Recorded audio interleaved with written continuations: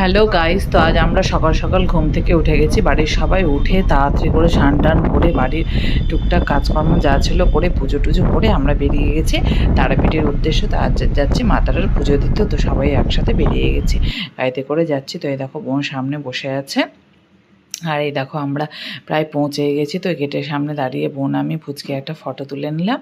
এই দেখো এবার আমরা পৌঁছে গেছি, ফুলের ডালি নিয়ে নিয়েছি, ভোগও নিয়ে নিয়েছি। এবার আমরা ভিআইপি লাইনে দাঁড়িয়ে গেছি, কারণ মায়ের শরীর প্রচণ্ড খারাপ, তো মা বেশিক্ষণ লাইনে দাঁড়াতে পারে না, তার জন্য ওই ভিআইপি লাইনে দাঁড়িয়ে। আর পাশে হচ্ছে দেখো জেনারেল লাইন, প্রচুর ভিড় এখানে, আর অনেক টাইম লাগে। তো আমি এর আগে গিয়ে জেনারেল লাইনে পুজো দিয়েছি, তো এবার ভিআইপি লাইনটা করলাম। তো পাঁচটা ফল নিয়ে দেওয়ার খুব ইচ্ছা ছিল মাকে, তো সেটাও নিয়ে নিয়েছি। তো এই দেখো পুজো দিয়ে বেরিয়ে গেলাম, বেরিয়ে এই দেখো এখানে হচ্ছে মায়ের পাদুকা, এখানে গিয়ে প্রণাম করে এলাম।